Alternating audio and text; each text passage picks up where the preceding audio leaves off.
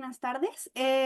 Bueno, primero que todo, nos gustaría que pues te introduzcas un poco más sobre todo tu tal vez trayectoria profesional y pues diferentes cargos que has desempeñado o estás desempeñando en este momento. Bueno, mi nombre es Felipe Beltrán, yo soy economista, me he dedicado durante casi toda mi vida al desarrollo de nuevas empresas. Los temas que siempre me han gustado son temas de emprendimiento, innovación y de desarrollo humano. En eso he tenido muchas empresas y aunque he tenido empresas en el sector de comercio y todo eso, digamos que mi trayectoria en los últimos 25 años ha sido un tema más de desarrollo de negocios y en estos temas, emprendimiento, innovación y ahora desarrollo de empresas. Y actualmente estoy liderando un proyecto en Caracol Televisión que tiene que ver con temas de cultura e innovación. Entonces, eso es como para contarte un poquito. También otras cosas, pero eso en básico, básicamente.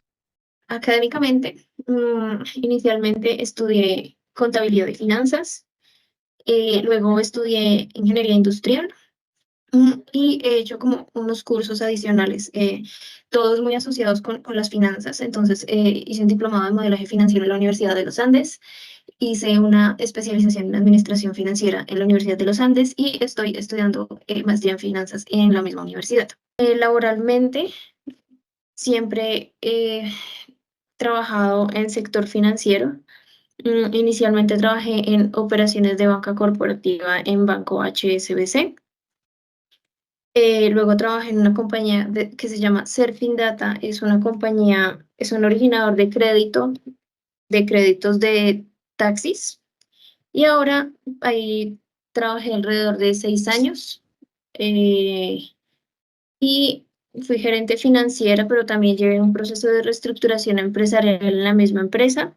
Y actualmente soy gerente financiero y administrativo de una compañía que se llama Delta Credit, que también es una originadora de crédito. eh, y financiamos vehículos productivos y he sido gerente financiera y administrativa durante los últimos 3 años. Como primera pregunta, tenemos, ¿qué piensas o cómo crees que puede la transformación digital mejorar la eficiencia y la rentabilidad de las instituciones financieras? Bueno, lo primero que quiero decirte es que, sin ser experto en el sector financiero, pero sí conocedor de temas de desarrollo de negocios y sigo encontrando mucho valor en todo el tema de transformación digital, porque además he liderado programas de transformación digital en varios sectores. Estoy absolutamente convencido que la transformación digital es necesaria en todas las industrias. Una de las industrias en donde hay una gran oportunidad, además de una gran necesidad, sino una gran oportunidad, justamente en la industria fintech, en la industria de el sector financiero apoyándose con plataformas digitales. ¿Y por qué digo que hay una gran oportunidad? Porque si bien es cierto, hay muchas industrias que la automatización, el análisis de datos, todos estos temas que se dan a través del uso intensivo de herramientas digitales y de tecnologías, una de las industrias que tiene unos costos operativos muy altos es el sector financiero. Y muestra de ello las compañías que hoy están creciendo de manera significativa en el mundo, tiene que ver con el sector financiero, que sigue siendo un sector muy importante, relevante, de alto impacto, pero con un elemento, y es que están aprendiendo a prestar el servicio de forma mucho más eficiente. Entonces, el primer beneficio que yo veo es poder alivianar la pesada carga que implicaba operar el sector financiero. Y si bien es cierto, no soy experto en el sector financiero, fui hijo de una banquera y me consta cómo era el costo de operación de una oficina, tanto en el espacio físico como en los aspectos de seguridad, como en los temas de recursos humanos. Entonces hacía que, pues, cómo yo puedo ofrecerle mejor rentabilidad a mis clientes y cómo reducir costos para mejorar la rentabilidad de mi negocio. Sí, sí, definitivamente, pues me cuesta tanto operar. Hoy cuando yo veo compañías, yo no sé si puedo hablar aquí puntualmente de marcas de compañías, pero soy hincha número uno de Nubank, pero también tengo otros productos financieros donde yo nunca he tenido que ir a una oficina y doy gracias de no tener que nunca ir a una oficina y donde no he tenido que hacer papeleos y llenar papelitos de esos donde no le cabe uno ni la letra. que todo eso tenga un impacto en términos de tiempo, en términos de personas atendiéndome, en términos de medio ambiente, porque estamos botando papeles. Entonces, todos esos elementos van haciendo que el costo de operación de las empresas sea muy alto.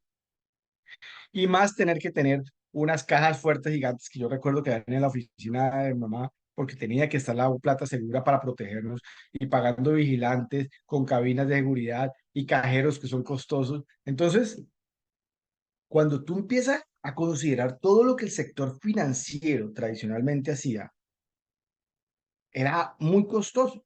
La transformación digital viene a hacer eso, a automatizar procesos en donde ya no tengo que tener una persona detrás revisándome el papel, tomándole fotocopia a mi cédula, guardando en un archivo físico, guardando mi plata y además entregándome plata a través de unos costos de unos cajeros que son altísimos, la operación de esos cajeros son altísimos.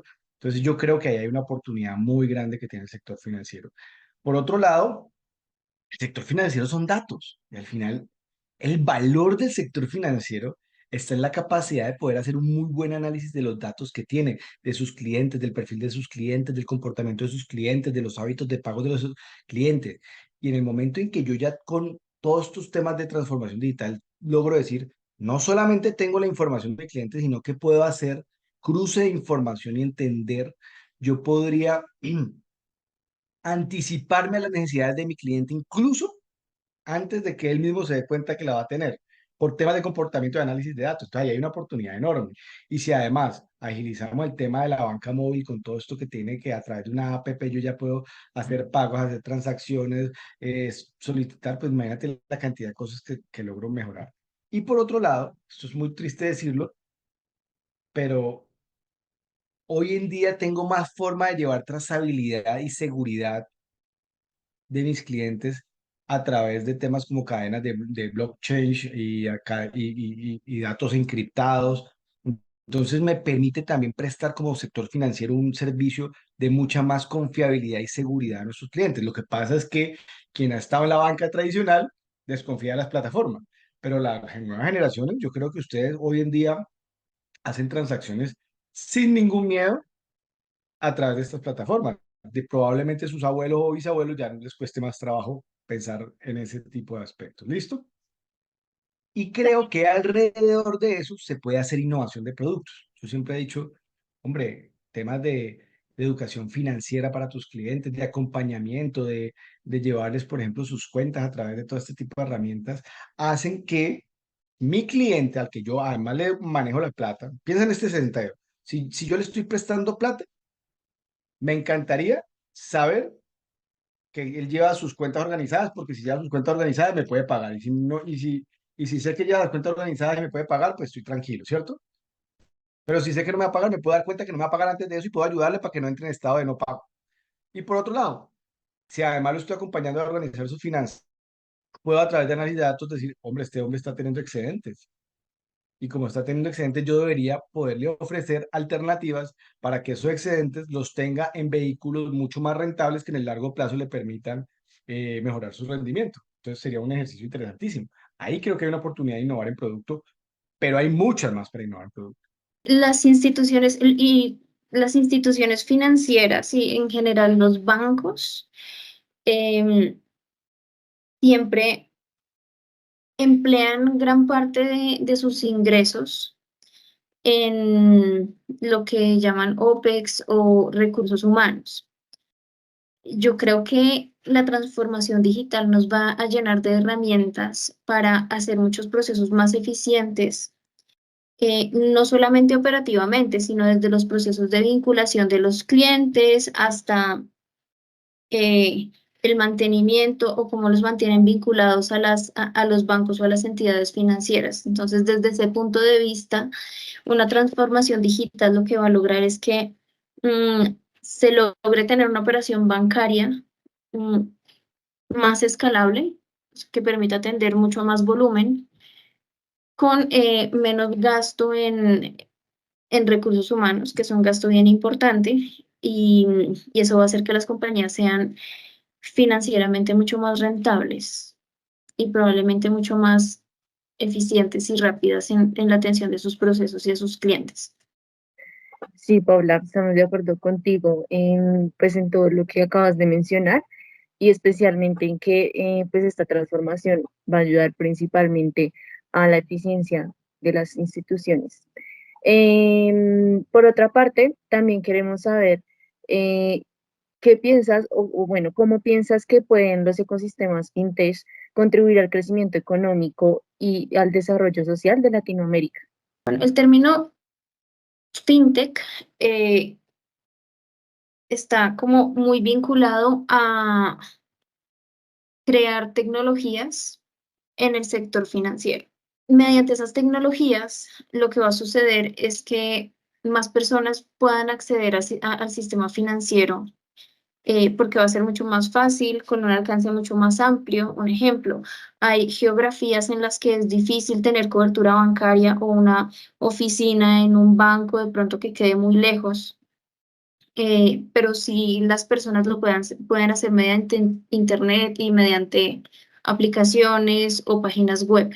Entonces, aunque no estén en una ciudad principal o en un lugar que tenga mucha cobertura, al tener acceso a internet, pues va a permitir que personas que naturalmente no tienen acceso a sistemas financieros, pues puedan acceder a los sistemas financieros. Yo creo que hay un elemento que tenemos que lograr, y yo sé que no es sencillo, pero hay que lograrlo, y es que tenemos que bancarizar a América Latina. Les voy a contar una anécdota. Yo todos los días en la mañana salgo a hacer ejercicio y siempre que voy de regreso a mi casa paso por enfrente de un puestico de arepas. Pero nunca ando con plata, yo nunca ando con plata, casi muy rara vez ando con plata y menos con billetera cuando voy a hacer ejercicio. Y yo siempre decía, ay, ¿cuándo le compraré? ¿Cuánto le compraré? Pero ella no te recibe no efectivo, hasta que alguien ya la convenció de que tuviera Nequi, o Banco Colombia La Mano, o cualquier herramienta, en este caso es Nequi.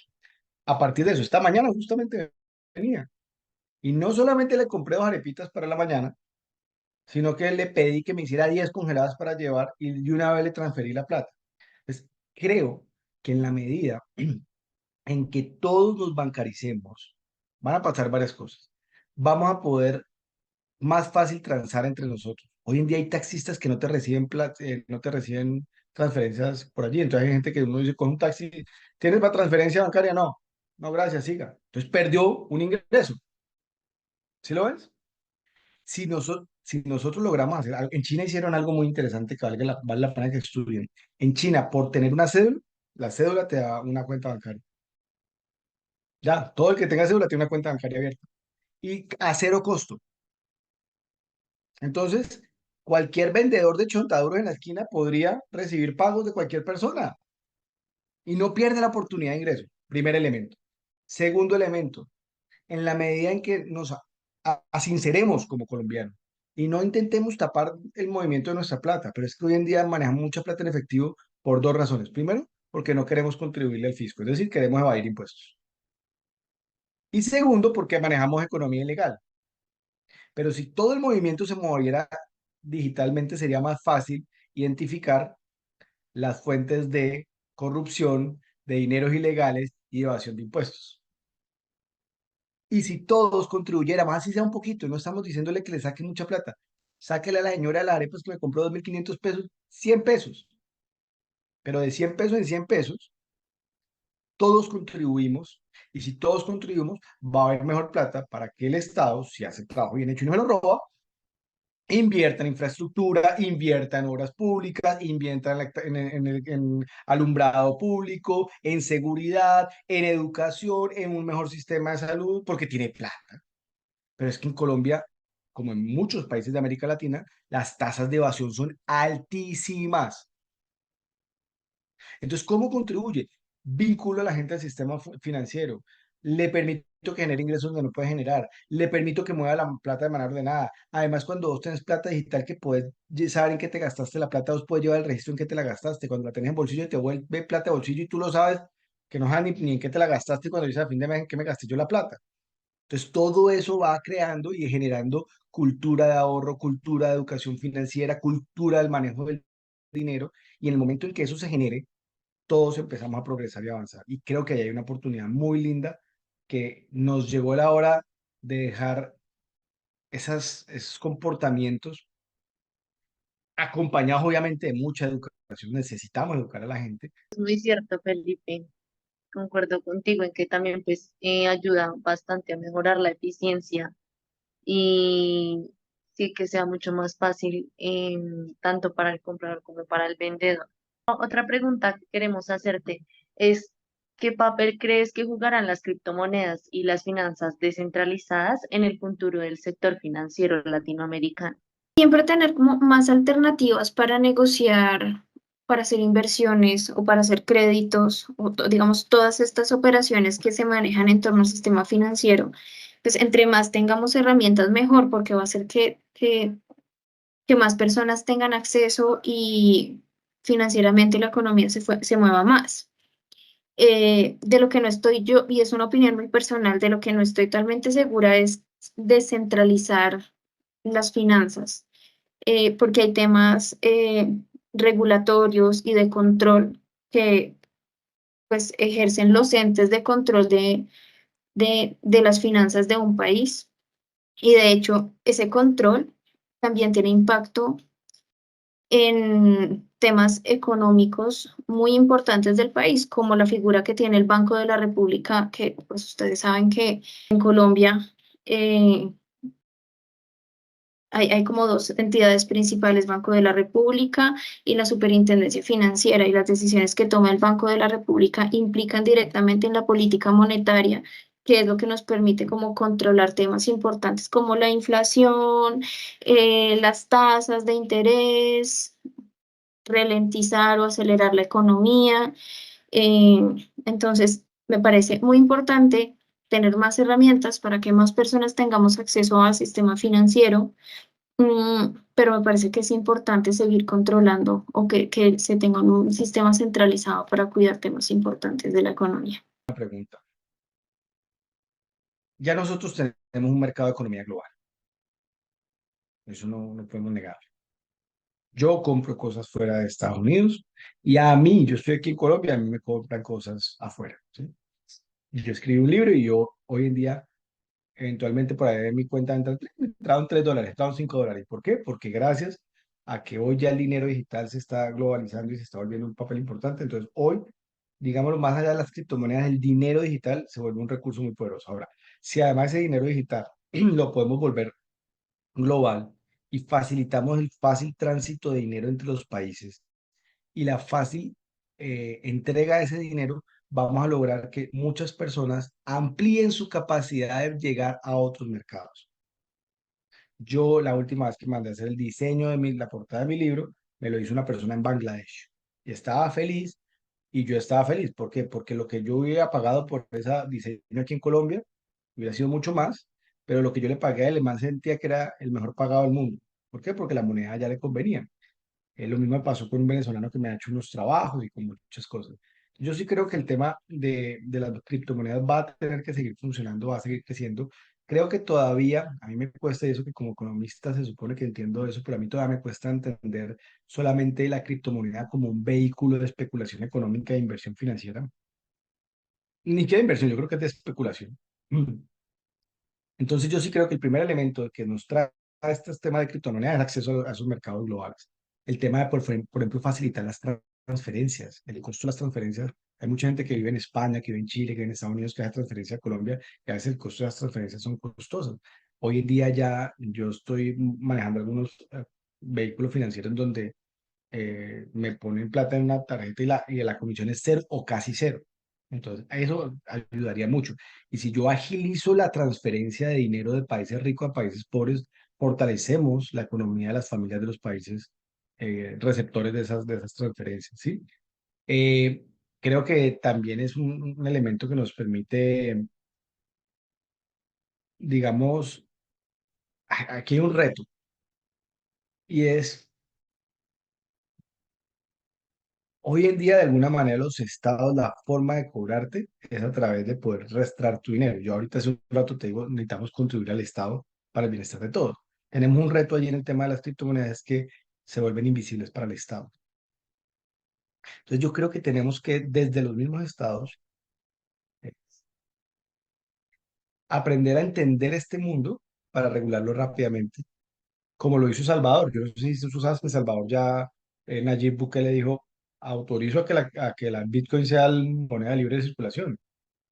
Más bien busquemos cómo llevar un seguimiento del tema para que de todas maneras no se nos vuelva un lado de activos, ni tampoco una forma de blanquear dinero, ni de transar con temas ilegales. Pero creo que hay una oportunidad bonita. En lo personal me gustan las criptomonedas, en lo personal me gusta el desarrollo que se está dando. Creería yo que deberíamos llegar a acuerdos donde hayan pocas criptomonedas de confianza. Eh, Creemos además que tenemos que dejar a un lado esa ambición que nos lleva a todo volverlo especulativo para que de verdad las criptomonedas sean un vehículo de portar, de portar tu economía, tu dinero, tu capital. ¿Por qué lo digo? Porque digamos que yo hoy, por ejemplo, llamo a Karen y le digo, Karen, ayúdame porfa, con un trabajo yo te pago con criptomonedas. Entonces ella me dice, listo, ¿no? Convirtiendo los pesos a criptomonedas, entonces me debes 0,35 centavos de Bitcoin. Me va a poner un valor cualquiera. Pero después de que yo le transfiero, por temas especulativos, se mete una caída la berraca. Entonces, inmediatamente pasa a tener plata. Ah, pero tú me puedes decir, ah, pero puede pasar lo contrario, que se mete una disparada y en ese momento empieza a tener más plata, ¿sí? Ese fenómeno siempre sucede. Entre el peso, a ti te pasa todo el día en el peso con la inflación y con la TRM. Todo el tiempo tus pesos o tus dólares valen más o valen menos, pero la fluctuación no es tan grande como se está dando hoy en las criptomonedas por efecto de la especulación. Entonces, a mí, y vuelvo y digo, yo no soy experto en este tema, póngale el asterisco a lo que estoy diciendo. A mí me parece que el momento en que las criptomonedas logren un estado de valor estable, un poquito más estable en el mercado dentro de la fluctuación normal, en ese momento se va a volver un instrumento poderosísimo que nos va a conectar realmente en el mundo. Total, Felipe. De hecho, creo que uno de los retos más grandes de toda esta ola de innovación actual es que la innovación vaya a la par con la regulación. Pero muchas veces esto no pasa, la innovación siempre es mucho más potente y rápida. Eso es por Ujú. lo que creemos que es como un desafío muy grande, especialmente para estas monedas que no son fiduciarias. ¿Cuáles otros retos crees que enfrenta Latinoamérica, especialmente en materia de innovación con la cuarta revolución industrial que pues estamos viviendo o próximos a vivir? Esta es otra opinión muy, muy personal y es, sé, yo no estoy como tan alineada con el concepto de cuarta revolución industrial, pero lo que sí pienso es que estamos en un mundo pues, que ha tenido constantes cambios. Mm, Actualmente estamos muy en tendencia con las inteligencias artificiales, mm, y cosas muy relacionadas con eso. Eh, y yo creo que sin importar cuál es la evolución, la clave de la evolución está en la educación. Entonces, por un lado, me parece importante la educación en términos financieros para toda la sociedad y por otro lado, me parece importante eh, que un país como el nuestro y como Latinoamérica, que es muy diferente a cómo funcionan las cosas de pronto en Europa o en Norteamérica, pues tenga una inversión importante en educación. Yo creo que esa base de educación es lo que va a tener pues, un futuro importante en términos de progreso e innovación y desarrollo. El reto más grande que tenemos es de educación. O sea, yo sí creo que viene una oportunidad enorme con todo el tema de inteligencia artificial, la estoy viendo enfrente mío. Yo creo que todavía estamos colgados en entender el poder tan enorme que tiene el blockchain, no solamente para manejar criptomonedas, sino para manejar todo. O sea, yo creo que el blockchain debería hasta acabar con las notarías y me va a matar alguien que siempre viva de las notarías aquí, si me escucha. Creo que el tema de las oportunidades de análisis de datos es un tema enorme, temas de ciberseguridad, creo que hay unos elementos que definitivamente que hay que aprovechar. Pero ¿qué pasa si no estudiamos? ¿Qué pasa si no entendemos de qué estoy hablando? ¿Qué pasa si no sabemos usar las herramientas? ¿Qué pasa si somos solamente consumidores de esas tecnologías, pero no desarrolladores de las mismas? Entonces, para mí el primer reto tenemos que educar a nuestra población, empezar a capacitar a los jóvenes desde los colegios, en las universidades y en las empresas para la adopción rápida de estas tecnologías. Lo que pasa es que eso va a tener un elemento importante. El segundo elemento es que ya creo que uno de los retos que va a implicar es que dejemos de vernos el ombligo creyendo que somos el centro del mundo. O sea, no podemos seguir pensando como colombianos, ¿sí? Y creer que esto resolvamos los colombianos. No, ya los retos que estamos teniendo tenemos que verlos como humanidad. Porque necesito ponerme de acuerdo entre todas las naciones para crear espacios de confianza y cooperación en donde podamos mover el dinero, hacer uso de la tecnología, aprovechar todos estos canales, seguir interconectado, ampliando la red de datos, ampliando la velocidad de los datos y todo lo que hay que hacer. Pero no, veo que cada quien se está volviendo a meter en su país, protegiendo su país, al punto que incluso ya se está hablando de la posibilidad de que tengamos dos Internet en el mundo. Entonces, la Internet liderada por los asiáticos, especialmente por China, y la Internet de Occidente, lo cual sería un desastre. Y si además creemos que una forma de colapsar el mundo es rompiendo los cables que hay por abajo, pues digo, Dios mío, ¿qué estamos haciendo? Llegó la hora de entender que muchos de los retos que tenemos como sociedad actual no se resuelven desde una nación. No los vamos a poder resolver desde una nación. Entre eso el tema ambiental. Entonces yo creo que necesitamos como reto construir lazos de confianza y cooperación. Y ahorita mencionaste creo que Latinoamérica, pero creo que es un tema mundial. Ahora, hagamos pequeño experimento. Europa hizo, la Unión Europea logró con el euro hacer un tema con sus bemoles, cosas buenas y cosas malas que traían, retos que traían, la gradualidad que le hicieron. Pero yo te pregunto, yo hoy quisiera escuchar a los ingleses después del Brexit, ¿qué pasó? ¿Están contentos? ¿Quedaron satisfechos con finalmente haberse salido de la Unión Europea? Y yo te digo, las nuevas generaciones estoy seguro que deben estar lamentando tristemente haber tomado esa muy mala decisión. Cuando deberíamos es seguir uniéndonos entre naciones, pareciera que nos estamos volviendo a fraccionar y los escenarios de construcción son diferentes. Y América Latina tiene un potencial enorme. ¿Por qué? Estamos en un uso horario más parecido que en Europa, que está más distribuido. Casi todos hablamos el mismo idioma, que en Europa es más difícil porque ¿cuántos idiomas hablan en Europa? Tenemos una cultura medio parecida, nos atraviesa la cordillera de los Andes, por ejemplo, en el caso de Sudamérica, y la cultura caribe, en el caso de Centro y las islas pues, del Caribe. Yo creo que culturalmente, por idioma, por cultura, por cercanía, por horarios, una región que ya debería estar avanzando rápidamente a libre movilización, libres mercados, y protección también de la industria, debería ser Latinoamérica. Y en ese orden de ideas, pues todo este tema de la cuarta revolución industrial creo que podría ser un instrumento que podría potenciar enormemente esa integración. Creo que ahora nuestro tema no es tecnológico. ¿Sabes qué es nuestro tema? Humano. Creo que nuestra tarea ya no es tanto tecnológica, es de mindset, es de mentalidad. Tenemos que dejar de seguir pensando solo en nosotros y tenemos que empezar a pensar en colectivo. Total, me parece súper, súper acertado, de hecho, todo este tema del Brexit Interesante. y exacto, son temas que de hecho hemos tocado en esta misma clase y vemos que son repercusiones tal vez que fueron decisiones de pronto un poco bajo el concepto retrógrada, porque fueron otras generaciones quienes tomaron esa decisión y no tanto las nuevas. Y tal vez de pronto ese es el nuevo concepto de por lo menos nuestra generación de intentar ser más unidos y hallar diversificación dentro de esto también. Sí, como innovación también. Lo que tú decías es muy cierto. O sea, es impresionante que nosotros aquí tenemos una cultura bastante similar en comparación con otros continentes y nos ha sido más difícil unirnos. Y es que unidos pues se pueden crear cosas mucho más grandes, más innovadoras, más Total, avanzadas. total. Aprender de las otras personas pues le ayuda a uno también a crecer en todos los aspectos. Es Tal muy cual. importante, es algo muy clave. Y tenemos mucho talento. Mira, nosotros en América Latina tenemos recursos naturales, tenemos estaciones, tenemos conectividad, tenemos vuelos, tenemos talento. Es que la gente, los latinoamericanos son gente muy talentosa, pero todavía seguimos con las vanidades personales que no nos están permitiendo avanzar.